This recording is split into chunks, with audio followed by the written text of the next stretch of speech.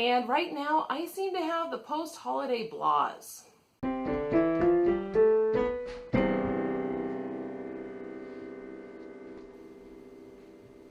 Hi guys, welcome to Organized ADHD Chaos. I'm Cindy, and if this is the first video you've watched on my channel, I make videos about ADHD and some of the issues surrounding ADHD, and also about being diagnosed as an adult, because I didn't know I had ADHD as a child and was recently diagnosed. Today we're going to be talking about something that I myself have been struggling with for the past, I would say, week and a half? No, probably just a week.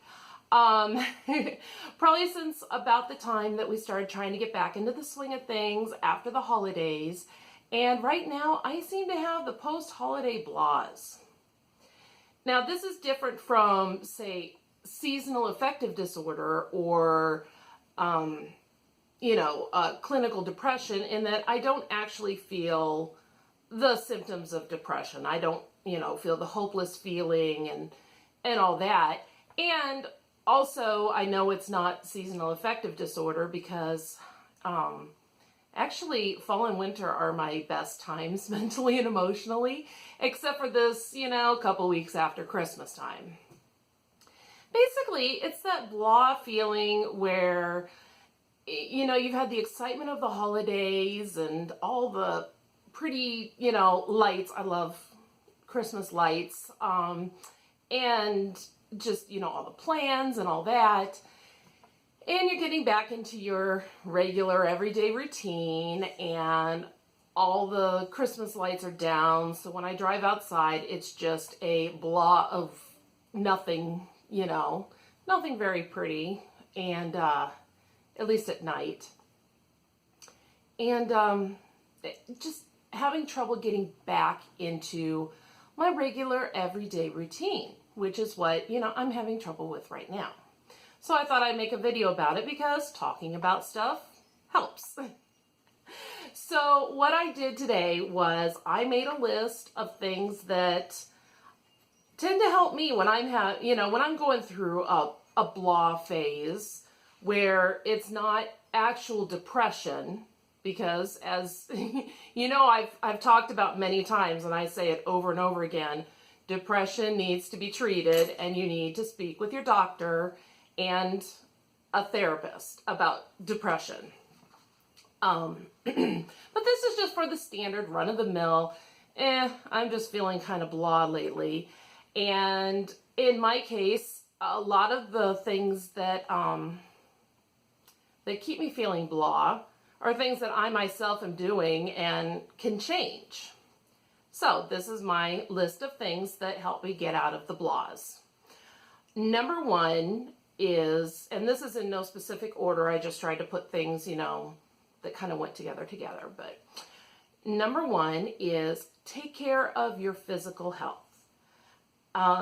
Do something active, get moving, start exercising. If you like going to the gym, do that. If you prefer to, exercise at home, do that. One thing, if you are not somebody who enjoys, standard planned out workouts, is, I know the Wii makes it, and I think you can get it on Xbox as well, is the games where you dance. And, it kind of feels kind of silly. I pull the curtain shut because I'm not dancing in front of anyone. But, you have a choice of a bunch of different songs. You can listen to some music that you like and play this little game. And it is good exercise. And also, in addition to exercising, make sure you're eating well. Eating balanced, nutritious meals, I know that I went a little wild with the candy over the holidays, and in fact, a lot of times replaced meals with sweets, and that is not good for your physical or mental health. So make sure you're getting the nutrients that you need. My second recommendation is don't isolate yourself. That's another thing I tend to do. I tend to be naturally an introvert, and after all the being around people during the holidays and my family being home, my husband was off work for 2 weeks because the first week was my son recovering from surgery, which, by the way, just slipping this in, went very well, and and he's back to himself now. But my husband stayed home for that week because we would have one child recovering and another child who was just fine. So that can get kind of tricky. And then the second week, between Christmas and New Year's, he gets off every year. So having him home, it was wonderful. I love having him here. And, having the whole family together, it was really nice. But when you're naturally I need time alone person, 2 solid weeks of that can get pretty, exhausting. It's not that it's a bad thing. It's just that it's very exhausting, and I feel like I have to recover from that. So my natural inclination is to just burrow myself away, stay home, close the curtains, nobody's here. And while we do need time to ourselves and, downtime and all that, it can become too much. Dog's walking. Wait for him to get done. It can become, too much alone time, and that's not good either. It's really easy to get into this negative cycle in your head when you're spending all your time alone. So don't isolate. My third recommendation is meditation. Now, this is something that I learned when I was seeing a therapist to diagnose my ADHD. And also, I saw her, a few times afterwards in order to get coping, tips on coping with it. And one of the things that she taught me was mindfulness meditation. So if you have a chance to learn this, I highly recommend it. Find somebody who's qualified to teach it. And it actually helps with training your brain to focus on what you want it to at that time, even with distractions. And it does work very well because excuse me, I actually learned that before I was able to see the doctor and start medication for the ADHD. And just learning those mindfulness tricks helped so much with being able to redirect my own thinking. And the other thing that you can do is more of a focusing meditation, where you focus on something, good and that you enjoy during your meditation. And both can really help with feeling blah. My fourth recommendation is to start a project that you're excited about. I like to do different creative things, and one of the things that I started it New Year's Day, let's see, I crochet.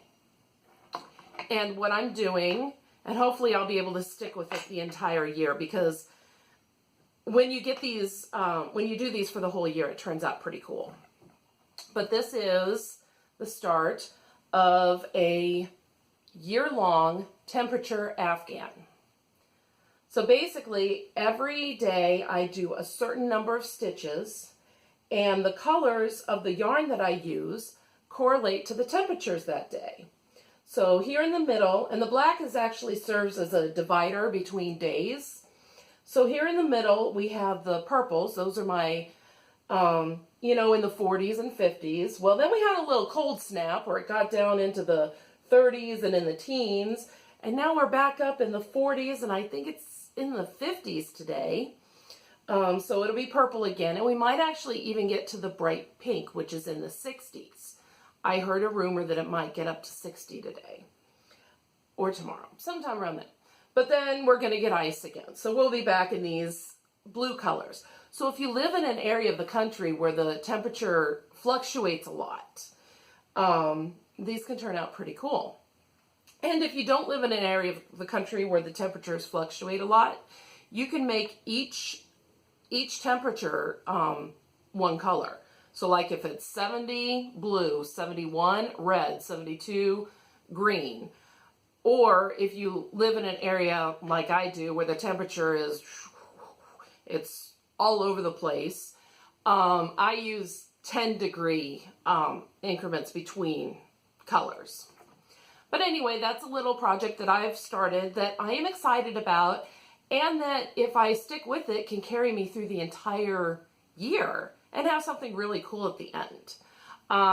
Also, you know, I've planned a couple of paintings that I want to do for our bedroom, and I'm still working on some sewing projects. So that kind of pulls me out of the doldrums when I've got these little creative projects that I can work on that I really, really enjoy. And let's see. I am just marking things off as I go here. Another one is to focus on the positive. Make a list of really good things in your life. Studies show that people who are grateful, who show thankfulness, and it's not even necessarily this isn't like a religious thing. This is just, wow, I've got all these good things in my life that I'm just very grateful to have.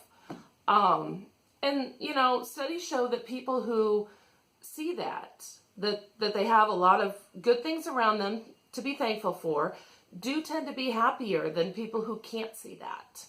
So, and I know there was a time in my life when I really couldn't do that. When I was in that very depressed, hopeless state.